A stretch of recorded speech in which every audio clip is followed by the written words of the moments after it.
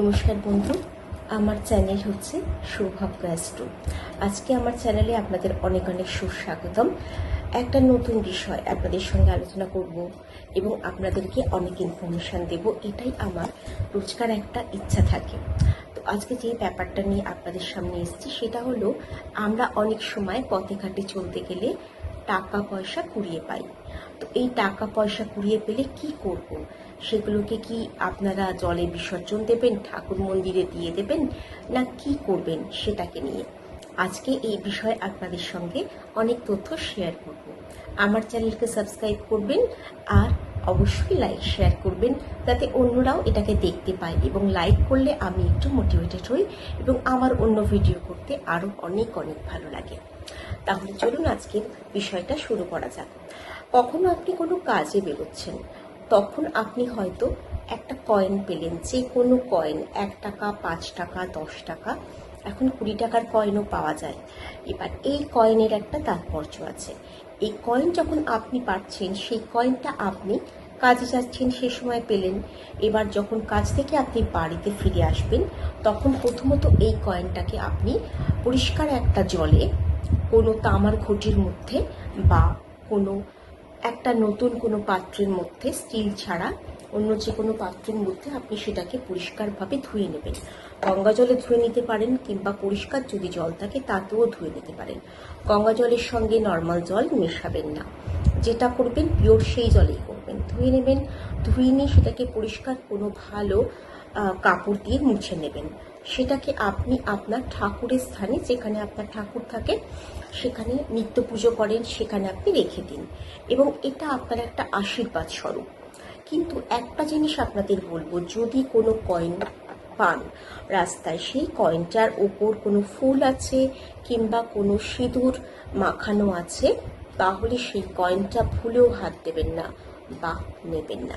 যদি এমনি কোনো রাস্তায় কয়েন পড়ে থাকে, যে কোনো স্বাভাবিক নোংরা লেগে রয়েছে, মাটিতে পড়ে আছে, রাস্তায় পড়ে আছে, তার উপর দিয়ে হয়তো কোনো কুকুর হেঁটে গেছে, জাস্ট ওখানে কোনো সাইকেল চলে গিয়েছে, বুঝতে পারবেন সেরকম কোনো কয়েন আপনি দেখলেই বুঝবেন যেটার উদ্দেশ্যপ্রণীতভাবে ফেলা, না কোনো মানুষের মিস আপ হয়ে পড়ে গিয়েছে, নিলেন। এবার যখন আপনি ফেরার সময় কয়েন পাচ্ছেন, তখনও ঠিক একই কাজ করবেন। যাওয়ার সময় কোনো টাকা পয়সা, কোনো কাজে বেরোবার সময় কোনো কয়েন বা নোট পাওয়ার অর্থ হলো সেই কাজটা আপনার সাকসেস হচ্ছে। আপনার হয়তো অফিসে যাচ্ছেন, সেই অফিসে সেদিনকার কোনো ভালো ড্রিল আপনার পরিপূর্ণ হবে, কোনো ভালো একটা সন্ধান অন্য কোনো কাজের পাবেন, বা আপনার অফিসে কোনো কাজের জন্য আপনার নাম হবে, বসের ভালো নজরে পড়বেন, এটসেট্রা।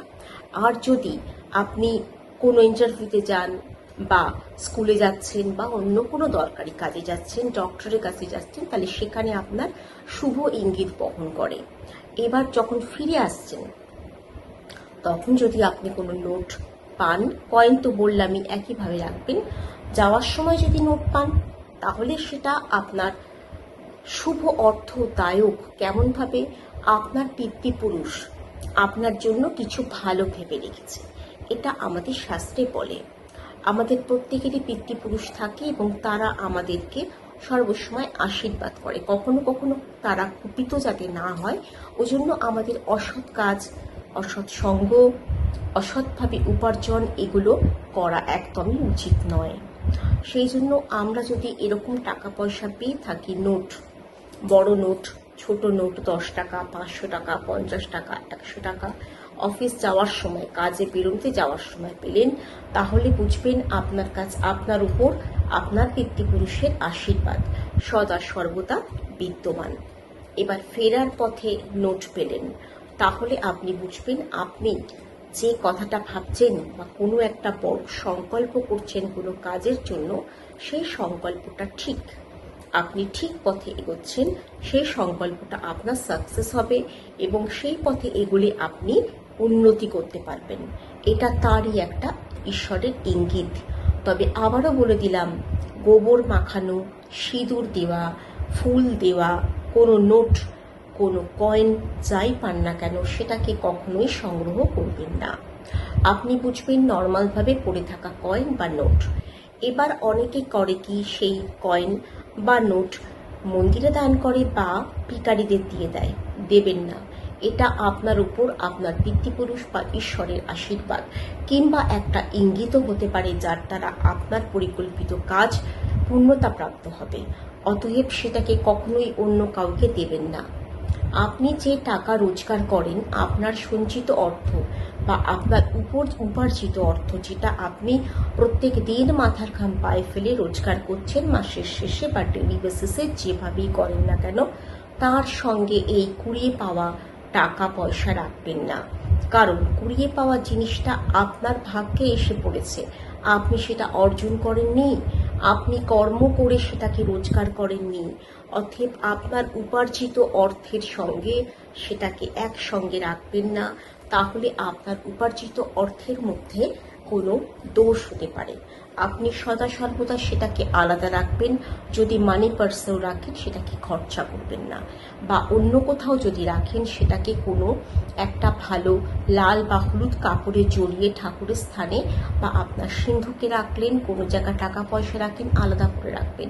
সেটাকে কোনোদিনও খরচা করবেন না, সেটাকে আশীর্বাদ স্বরূপ রেখে দেবেন এবং আপনার উপার্জিত ধন সম্পদের সঙ্গে একদমই মেলাবেন না। তাহলে আশা করি আজকের এই প্রতিবেদনে বুঝতে পারলেন যে রাস্তায় আমরা উপার্জিত অর্থ ছাড়াও কুড়িয়ে পাওয়া কোনো অর্থ পেলে কি করব। এই নিয়ে অনেকের কাছে অনেক প্রশ্ন আমি শুনেছি, তাই জন্যই আজকের ভিডিওটা আমি আপনাদের উদ্দেশ্যে করলাম। অবশ্যই ভালো থাকবেন, সাবধানে থাকবেন এবং নিজের এবং পরিবারের খেয়াল রাখবেন। আজকে এই পর্যন্ত, নমস্কার।